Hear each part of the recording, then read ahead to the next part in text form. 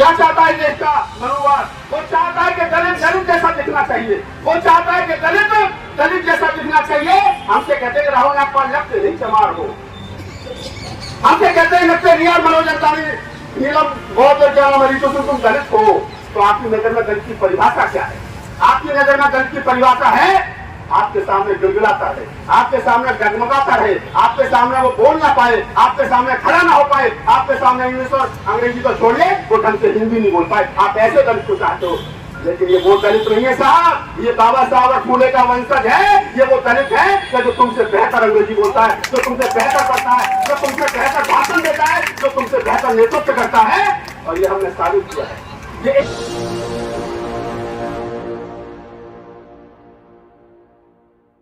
उससे पहले तमाम बहुजन महापुरुषों को नमन, जिन्होंने मुझे बोलने की और आपको सुनने की ताकत दी।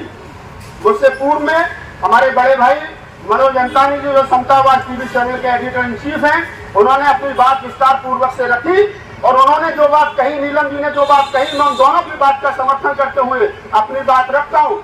अंसारी जी ने कहा कि मुझे भाषण देना नहीं आता, ये सच्चाई है। जब भी मैं अकेले में होता हूँ तो कहता हूँ कि बोला करो, पढ़ा करो। बोले नहीं मैं पत्रकारिता में खुश हूँ, मैं तो बात ठीक है, लेकिन जब बोलोगे और आप बाबा साहब डॉक्टर अम्बेडकर, बुद्ध, कबीर, नानक, रैदास, फूले, साहू जी महाराज के विचार को आगे बढ़ाने का काम करोगे तो फिर आपके ऊपर एक दो मुकदमे होंगे, आपके सर में लट पड़ेगा, आपके कमर पर लाठियां पड़ेंगी, आपके ऊपर पथराव होगा, आपकी गाड़ियों के शीशे तोड़े जाएंगे।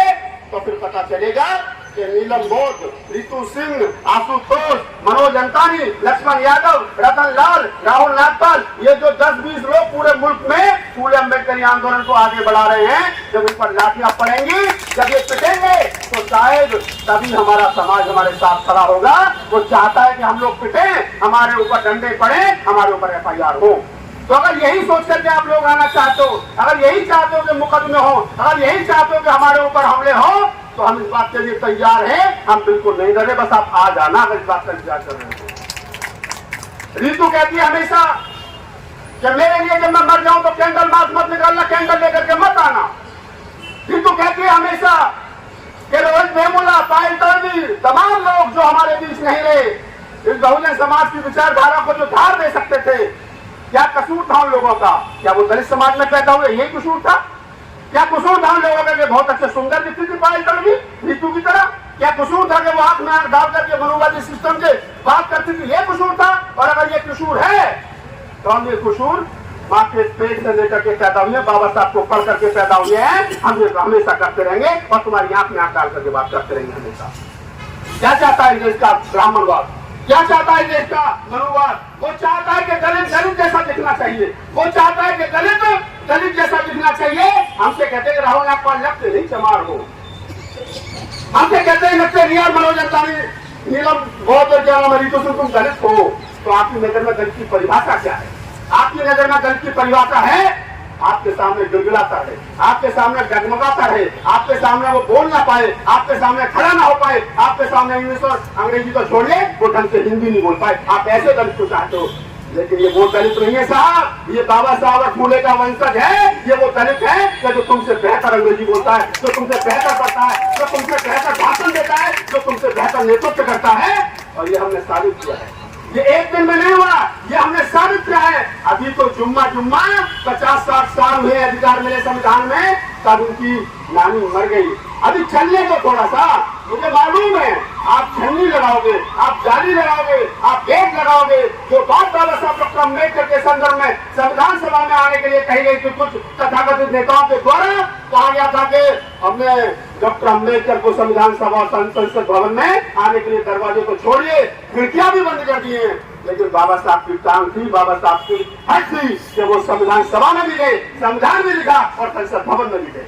ये बात अलग है तो उस समय नेहरू ने बाबा साहब डॉक्टर अम्बेडकर को हराने के लिए कोई कसर नहीं छोड़ी, खुद जाकर के काजल करके लिए 325 करोड़ से ज्यादा रुपये खर्च किया। ये बात निकली जो सब जानते हैं। लेकिन मैं कहता हूँ कि उसी अम्बेडकर के वंशज में बेटा हूँ, उसी बाबा साहब फूले कबीर नानक रैदास के वंशज हैं कि हम लोगों को मालूम है अधिकार कैसे लिया जाता है। हम सम्राट अशोक के वंशज हैं, हम राज चलाना भी जानते हैं, हम राज को कैसे चलाना या अगली पीढ़ी को बताना भी जानते हैं और अपना हक गुजार लेना भी जानते हैं। आज बाबा साहब की पुण्यतिथि है, आप यहाँ कसम खाइए सारे लोग कि बहन रीतू के समर्थन में एक एक बच्चा, अभी छोटा बच्चा भाषण देकर के गया, मैंने बहुत कम बच्चे ऐसे देखे, मैंने 1000 से ज्यादा मंचों पर कविताएं सुनाई, 1000 से ज्यादा 22 राज्यों में प्रोग्राम किए, 10 बार से ज्यादा पार्लियामेंट में खड़े होकर के कविताएं सुनाई। मेरा दावा है ये अगली पीढ़ी तैयार हो रही है और ये मुझसे और रीतू से कम इन बच्चों से ज्यादा परेशान है, इन बच्चों से ज्यादा परेशान है। ये वीडियो सोशल मीडिया पर जाएगा, देखेंगे कि 12 साल का बच्चा दिल्ली यूनिवर्सिटी के कैंपस में खड़े होकर के खुद और फूले की विचारधारा को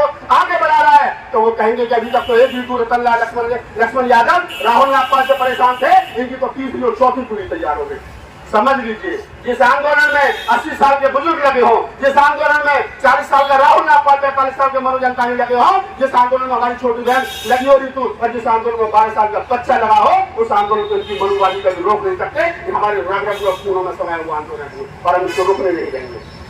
हम लोग, हमारी किसी से लड़ाई नहीं है। अभी अंतानी जी ने कहा ओझा जी के बारे में कुछ, मैं एक बात कहता हूँ, बाबा साहब डॉक्टर अम्बेडकर ने कहा था कि हम ब्राह्मण के विरोधी नहीं, ब्राह्मणवाद के विरोधी हैं, हम मनुवाद के विरोधी हैं, हम किसी जाति के विरोधी नहीं है। लेकिन मैं एक बात कहता हूँ कि ब्राह्मण उस टाइपराइटर की तरह है, उसे दबाव कहीं से लगेगा वही जाकर के नाम का मतलब सीधा होता है। तब मैं कहता हूँ आप तमाम लोगों से कि मैं ब्राह्मणों का धन्यवाद करता हूँ, मैं ब्राह्मणों का धन्यवाद करता हूँ। किन ब्राह्मणों का? उन ब्राह्मणों का जो अम्बेडकरवादी थे, उन ब्राह्मणों का जो बुद्धवादी थे, कबीरवादी थे, नानकवादी थे, रैदासवादी थे। अगर आज की तारीख में हम भारत में बहुत साहित्य कर पा रहे हैं तो मैं राहुल सांकृत्यायन को धन्यवाद करता हूँ। जैसे वो ब्राह्मण थे लेकिन तिब्बत और चाइना से जाकर के गाड़ी भर भर करके वो बहुत साहित्य लाए, उसका हिंदी में अनुवाद किया, तो आज मैं और आप बहुत साहित्य पढ़ पा रहे। मैं भगत कौशल्यान का धन्यवाद करता हूँ जो बाबा साहब डॉक्टर अम्बेडकर के साथी थे, जाति से ब्राह्मण से पूरा जीवन बौद्ध धर्म के प्रचार में लगा दिया। मैं सुरेंद्र कुमार शर्मा का धन्यवाद करता हूँ जिन्होंने पूरा जीवन बौद्ध धर्म को बढ़ाने में लगा दिया। मैं अनुराग ओझा जैसे बच्चों का धन्यवाद करता हूँ और तमाम लोगों का धन्यवाद करता हूँ। आइए, ये लड़ाई मानवता को बचाने की है, ये लड़ाई समता, स्वतंत्रता, बंधुता, भाईचारे को बचाने की है, ये लड़ाई इस देश की आदिवासी औरतों के मान सम्मान को बचाए रखने की है, जिसमें कभी मनुस्मृति और तमाम हिंदुओं के धर्म ग्रंथों में कभी सम्मान नहीं मिला। हमारा क्या मतलब है? हम क्यों हम लोग अपना समय, कीमती समय निकाल करके ब्राह्मणवाद को और हिंदुओं के धर्म शास्त्रों में करने निकालेंगे? हमारे पास तो बहुत काम है, हम क्यों करने निकालेंगे? लेकिन हमें मालूम है इस देश को विश्व गुरु बनने से यही धर्म ग्रंथ रोक रहे हैं। अगर इस देश को सही माने में विश्व गुरु बनाना चाहते हो तो मनुवादी सिस्टम को और हिंदूवादी सिस्टम को आग लगा दीजिए। जब तक उसको आग नहीं लगाओगे तब तक कुछ होने वाला नहीं। मोदी जी कहते हैं कि हम इस देश को विश्व गुरु बनाएंगे, बनाइए साहब, लेकिन रास्ता कौन सा है विश्व गुरु बनाने का बता दीजिए। एक आदमी खड़े होकर दिल्ली में कहे मुझे मुंबई जाना है, तो मुंबई जाने का रास्ता तो पूछा जाएगा कि ऐसा तो नहीं है कि मन मस्तिष्क में तो मुंबई चल रहा है और रास्ता आपका पटना की तरफ जा रहा है। मोदी जी वही काम कर रहे हैं, यहाँ कहते हैं कि हमको देश को विश्व गुरु बनाना है, लेकिन रास्ता जो वो हिंदू राष्ट्र बनाने का पकड़ रखा है। हिंदू राष्ट्र कभी विश्व गुरु नहीं हो सकता।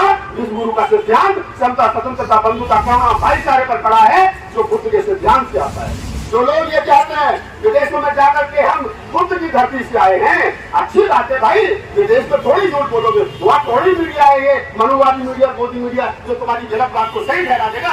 वहाँ तो मीडिया पकड़ देगा और पूछेगा कि बताओ उस राम का वजूद क्या है, बताओ उस कृष्ण का वजूद क्या है, डेट ऑफ बर्थ क्या है, सर्टिफिकेट क्या है, डेट ऑफ बर्थ का सर्टिफिकेट कुछ है, कहाँ पैदा हुए, कब पैदा हुए, कुछ है लिखित रूप का तो नहीं है। लेकिन हाँ, बुद्ध का तो है, महावीर का तो है, कबीर का तो है, नानक का तो है, रैदास का तो है, फूले का तो है, साहूजी महाराज का तो है, इन तमाम बहुजन महापुरुषों का है और दिल्ली के नाम से भारत भारत है।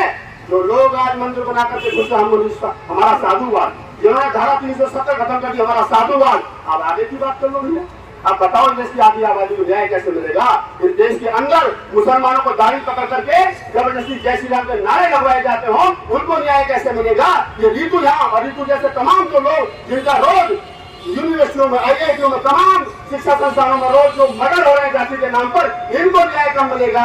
इनको न्याय की बात करिए। बेटी बचाओ बेटी पढ़ाओ का नारा देने से बेटी नहीं बच्चे चुनना पड़ेगी। अगर बेटी को ईमानदारी से पढ़ाना है, ईमानदारी से बचाना है, आप पढ़ाने की बात कर रहे हो मोदी जी।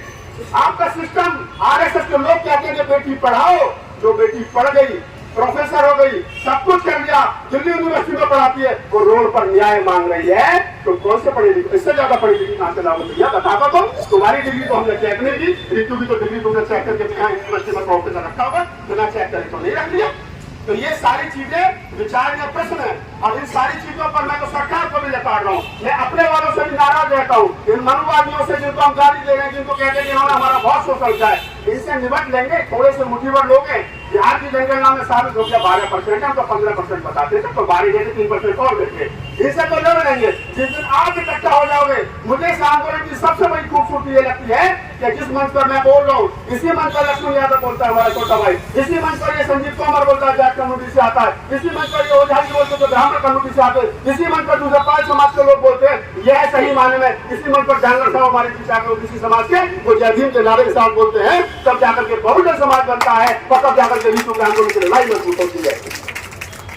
101 दिन मैं कल इंटरव्यू किया ऋतु का, मैंने पूछा कि 101 दिन की क्या उपलब्धि है, रात को 10 बजे इंटरव्यू किया, मैंने चलाया, मैं कहता हूँ वो इंटरव्यू देखिए, आप लड़ेंगे, आपका रास्ता ठीक होना चाहिए, आप जीतेंगे, क्योंकि इस देश के अंदर अम्बेडकरवाद ही ऐसा है जो इस देश के अंदर मनुवाद को हरा सकता है, बाकी किसी की ताकत नहीं है। और आपको मैं बता दूं, जो लोग रात के अंधेरे में बाबा साहब डॉक्टर अम्बेडकर की मूर्ति तोड़ करके चले जाते हैं, जो लोग पेरियार को गाली बकते हैं, समझिए, सोचिए, विचारिए कि जो डॉक्टर अम्बेडकर की जिस डॉक्टर अम्बेडकर की मूर्ति इनको डराती हो, जिस पेरियार की मूर्ति इनको डराती हो, वो डॉक्टर अम्बेडकर का पेरियार का विचार कितना आपको इनको डराता होगा, जरा सोचिए। तो मूर्ति टूट रही है, टूटने दो, कोई दिक्कत नहीं है, आप किताबों को मत चलने देना, उनके आंदोलन को जिंदा रखना, उनके विचार को फैलाना। और मैं दावे के साथ कह रहा हूँ, इस देश के अंदर अम्बेडकरवाद स्थापित हो चुका है, बुद्धवाद स्थापित होगा, ये असमानतावादी मैदान छोड़ करके भागेंगे, देश में समता बंधुता भाईचारा के आधार पर तमाम लोग रहेंगे। और हम यहाँ बैठे हैं, 101 में मैं बोल रहा हूँ, इस बात को रिकॉर्ड कर लीजिए, प्रोफेसर ऋतु ये लड़ाई जीत करके जाएगी, क्योंकि नारा दिया है नौकरी नहीं न्याय चाहिए, नौकरी नहीं न्याय चाहिए। और न्याय का मतलब अगर ऋतु को नौकरी लेना होता, ऋतु कोशिश